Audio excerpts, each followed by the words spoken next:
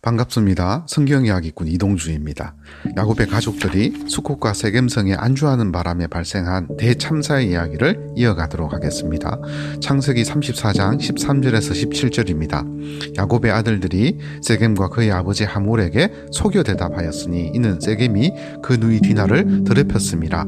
야곱의 아들들이 그들에게 말하되 우리는 그리하지 못하겠노라. 할례 받지 아니한 사람에게 우리 누이를 줄 수 없노니 이는 우리의 수치가 됨이니라. 그런즉 이같이 하면 너희에게 허락하리라. 만일 너희 중 남자가 다 할례를 받고 우리 같이 되면 우리 딸을 너희에게 주며 너희 딸을 우리가 데려오며 너희와 함께 거주하여 한 민족이 되려니와 너희가 만일 우리 말을 듣지 아니하고 할례를 받지 아니하면 우리는 곧 우리 딸을 데리고 가리라.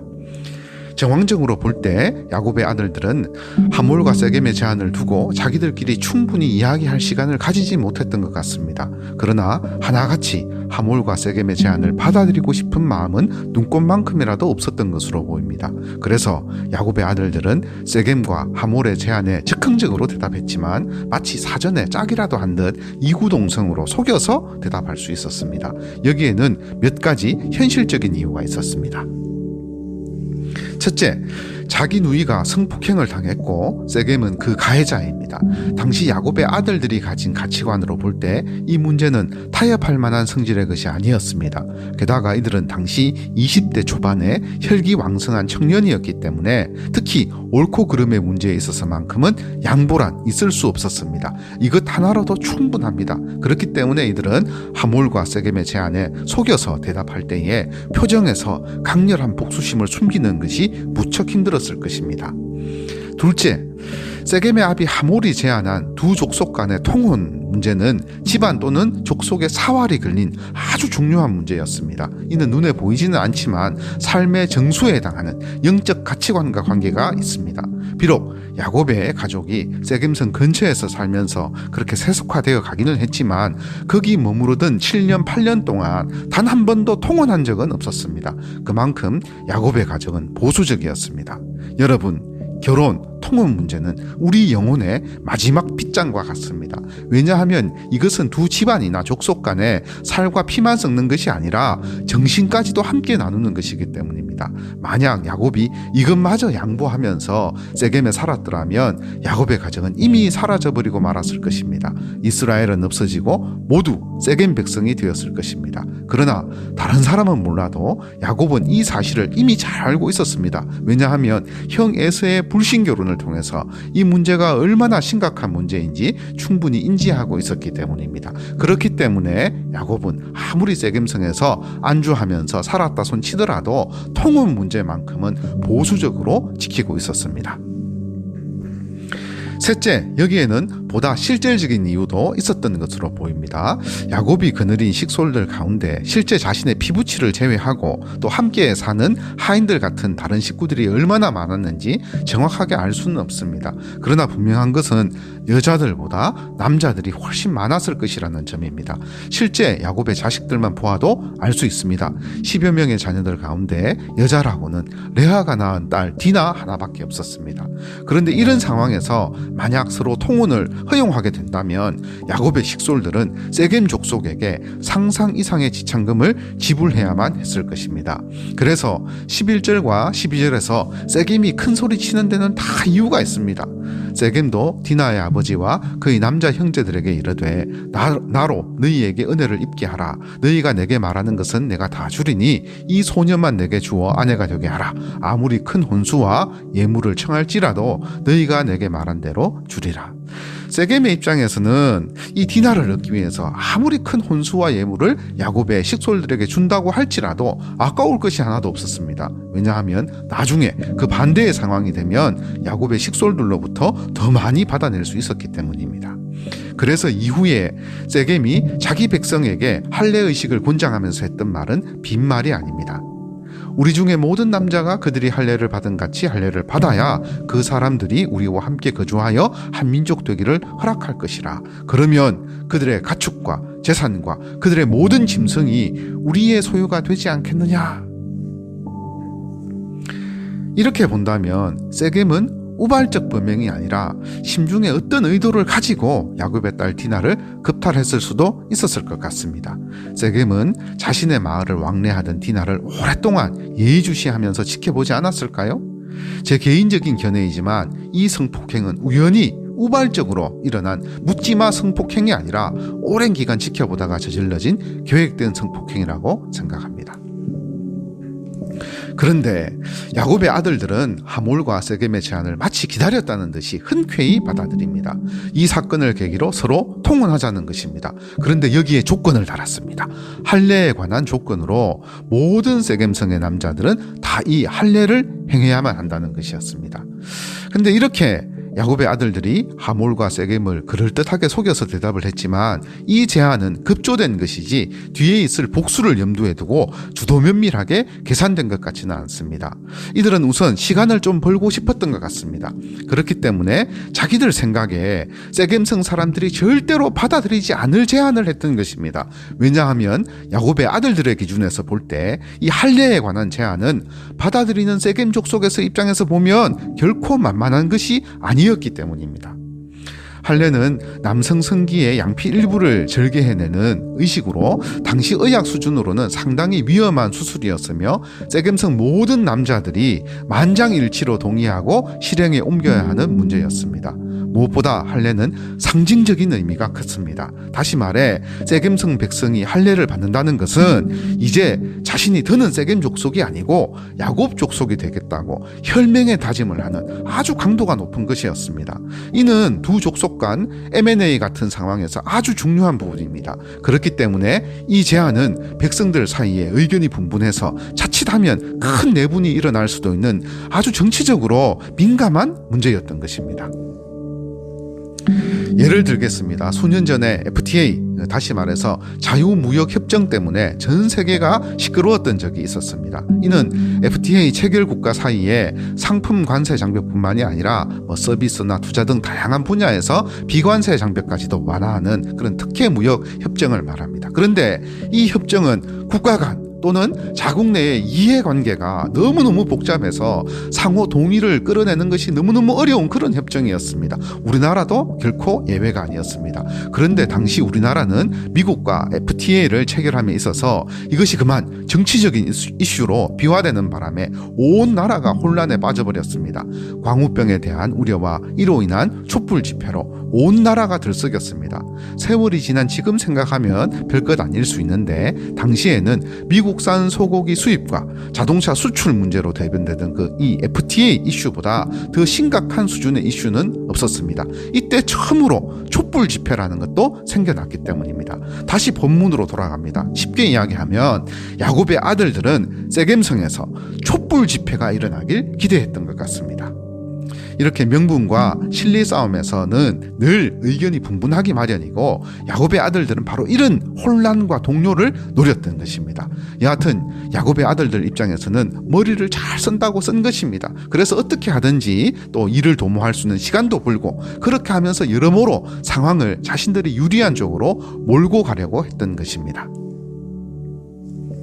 창세기 34장 18절에서 24절입니다. 그들의 말을 하몰과 그의 아들 세겜이 좋게 여김으로 이 소년이 그 일 행하기를 지체하지 아니하였으니 그가 야곱의 딸을 사랑함이며 그는 그의 아버지 집에서 가장 존귀하였더라.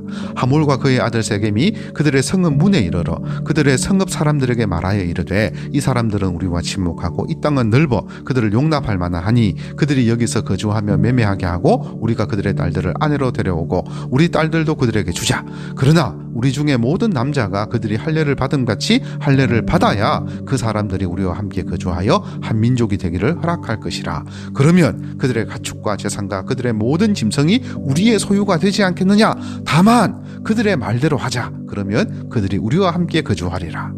성문으로 출입하는 모든 자가 하몰과 그의 아들 세겜의 말을 듣고 성문으로 출입하는 그 모든 남자가 할례를 받으니라.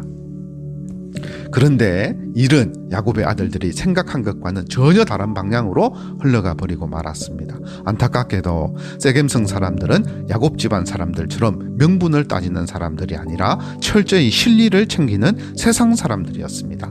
하몰과 세겜의 논리와 언변은 탁월했으며 부자에 대한 세겜성 백성의 신뢰와 지지는 상상 이상이었습니다. 성문으로 출입하는 모든 자가 하몰과 세겜의 말을 들었고 성문으로 출입하는 모든 남자가 그의 말을 듣고 다 할례를 받았습니다. 그것도 같은 날의 말입니다. 대단한 세겜성 사람들입니다.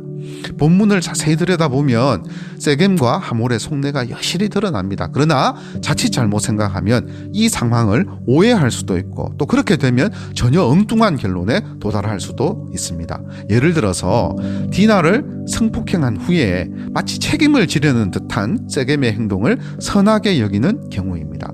게다가 성경은 좀 헷갈리게 세겜의 이런 부분을 여러 번에 걸쳐서 부각시키는 듯합니다. 그래서 그런 선한 의도에 대해서 야곱의 아들들이 치졸하고 비겁한 복수극을 펼쳤기 때문에 오히려 이들이 더 큰 비난을 받아야 한다고 생각하는 것입니다. 그러나 여러분, 이런 식으로 성경 이야기를 이해하고 받아들이는 것은 문제가 많습니다. 주객이 전도된 경우에 해당합니다. 이는 가해자의 인권을 존중하기 위해서 피해자의 인권을 무시하는 현대의 어설픈 인권운동가들이 범하는 오류와 같습니다. 이 이야기를 하면 길어질 수 있기에 짧게 코멘트합니다.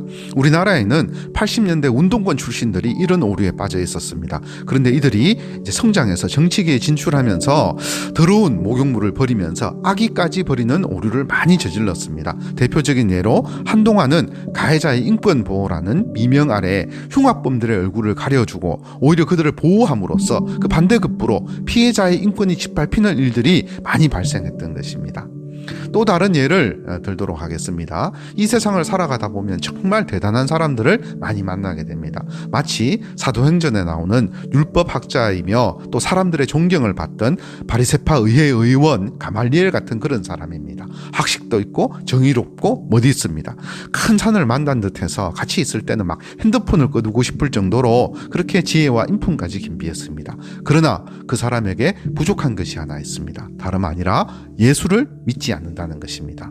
그런데 이럴 때 우리는 비교하게 됩니다. 이렇게 흠잡을 데 없는 세상 사람들과 오히려 배운 것도 없고 말만 많으며 자기밖에 모르는 그리스도인들을 말입니다.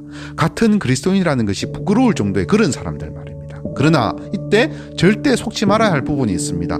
별것 아니라고 생각하는 그 차이가 전부의 차이입니다. 아무리 세상 사람들이 좋은 가치관과 위대한 뜻과 선한 열심을 가졌더라도 십자가 앞에서 걸러지지 않은 것들은 다 위험합니다. 십자가를 통과하지 않은 것들은 그 재료가 아무리 좋다 할지라도 익히지 않은 음식과 같습니다. 유사시가 되면 그 독과 허물이 다 드러나게 되어 있습니다. 분명히 치명적인 약점이 있습니다. 여기 세겜과 하몰의 경우처럼 절대로 겉모습만 보면 안 됩니다. 그렇다고 지금 제가 야곱의 아들들이 저지른 그 사륙을 옹호하는 것은 더더욱 아닙니다. 이것은 또 다른 차원의 이야기입니다. 절대로 세겜이 저지른 성폭행이라는 중대한 죄에 대해서 이후 마치 책임을 지려는 듯한 그의 태도를 근거로 거기에 물타기를 해서는 안 된다는 뜻입니다. 우리는 이 좌표계가 확고부동한 반석 위에 있어야 합니다. 그렇기 때문에 세겜을 향해서 차근히 여기는 마음을 거두시기 바랍니다. 세겜은 전형적인 세상 사람입니다. 자기가 원하는 것을 취하기 위해서 최선을 다한 것뿐입니다. 그 이상도 이하도 아닙니다. 다시 본문을 살펴보십시오. 세겜이 디나를 너무 사랑한 나머지 그녀를 얻기 위해서 자기 백성의 손해를 감수하면서까지 자기 백성을 꼬드기는 그런 장면 같습니까? 절대로 그렇지 않습니다. 그는 아주 현실적인 이야기를 세겜성 백성에게 하고 있습니다. 생각해보라는 것입니다. 야곱의 집안과 통혼하면 이것만큼 수지 맞는 장사가 어디 있겠느냐, 이런 뜻입니다. 야곱과 우리가 한 민족이 되면 야곱의 모든 재산, 재물뿐만이 아니라 사람까지도 모두 세겜성의 것이 되지 않겠는가라는 것이지요. 그런데 그렇게 하기 위해서는 지금 바로 할례라는 가벼운 의식만 치르면 된다는 것입니다. 세겜성 사람들도 이에 관해 생각이 전혀 없었던 사람들이 아닙니다. 7년 8년 이상을 이웃으로 지내면서 야곱의 가족들을 또 이렇게 지켜보면서 거래를 했기 때문에 이미 잘 알고 있던 부분이었습니다. 세겜의 말이 결코 가머니설이나 허풍이 아니었기에 모두 하나같이 그 의견에 동의했습니다. 서로 통혼하게 되면 자신의 자신의 딸들을 야곱의 식솔들에게 큰 돈을 받고 지참금을 받고 팔 수 있었기 때문입니다. 당시 이들에게 딸들, 여자들은 양과 염소와 같은 소유물이었기 때문에 충분히 수지 맞는 장사였습니다. 우리 그리스도인들이 잘 모르거나 인정하지 않으려는 사실이 있습니다. 세상 사람들이 그리스도인들보다 훨씬 지혜롭고 똑똑하다는 사실입니다. 이는 예수님께서도 인정하신 부분이니 정확한 표현이 맞을 것입니다. 누가복음 16장에서 옳지 않은 청지기 비유를 통해 예수님께서 이렇게 말씀하셨습니다. 주인이 이 옳지 않은 청지기가 이를 지혜 있게 하였으므로 칭찬하였으니 이 세대의 아들들이 자기 시대에 있어서는 빛의 아들들보다 더 지혜로움이니라. 실제로 이 세대 사람들이 그리스도인들보다 더 지혜롭습니다. 더 치열하게 살지 않을 수 없고 또 약지 않으면 이 세상에서 도태되기 때문입니다. 그래서 그들은 늘 여우나 늑대 같고 하나님의 백성은 어리석은 양떼 같습니다. 여기서 살펴보아야 할 것이 하나 더 있습니다. 남녀 간의 이성관입니다. 세상의 남자들이 여자를 바라보는 관점은 신앙을 가진 그리스도인 남성들이 여성을 바라보는 관점과 근본적으로 다릅니다. 우리는 여기서 하몰의 아들 세겜의 물불을 가리지 않는 사랑을 보게 됩니다. 성경은 디나를 향한 세겜의 집착을 사랑이라고 여러 번 표현하고 있지만 이는 성경이 의도적으로 그렇게 표현한 것으로 판단됩니다. 정말 이것이 진정한 사랑일까요? 속지 말라는 것입니다.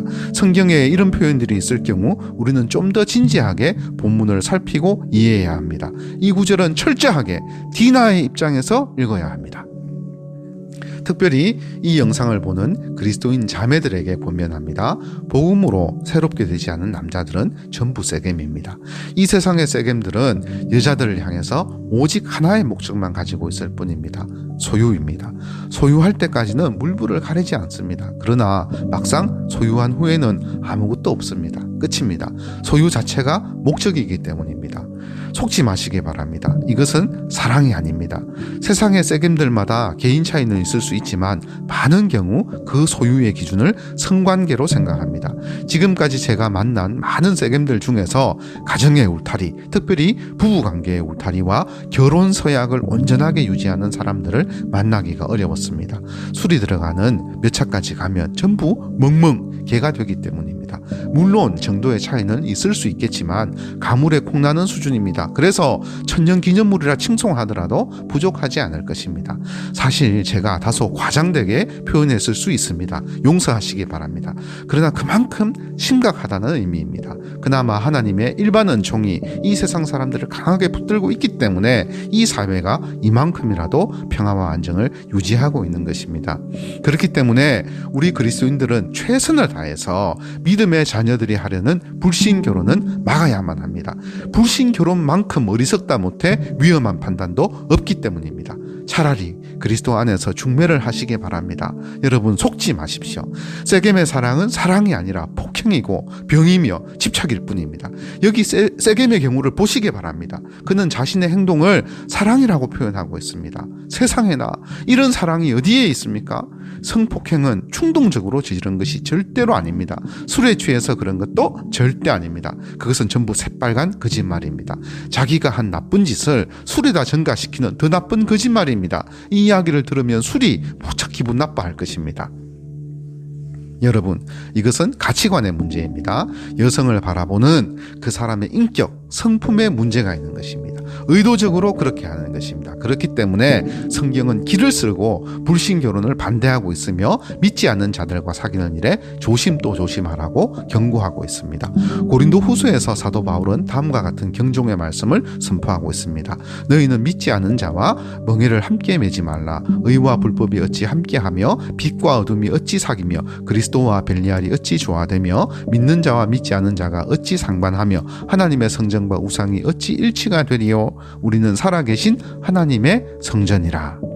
제가 이렇게 이야기를 하면 또 오해하는 분들이 있습니다. 그러면 이 세상 사람들이랑 전혀 만나지도 말고 사귀지도 말라는 것인가? 라고 말입니다. 아니지요. 사도 바울도 고린도전서 5장에서 이 같은 이야기를 했습니다. 내가 너희에게 쓴 편지에 음행하는 자들을 사귀지 말라 하였거니와, 이 말은 이 세상에 음행하는 자들이나 탐하는 자들이나 속여 빼앗는 자들이나 우상 숭배하는 자들을 도무지 사귀지 말라 하는 것이 아니니, 만일 그리하려면 너희가 세상 밖으로 나가야 할 것이라. 그러면 무슨 의도로 한 말입니까?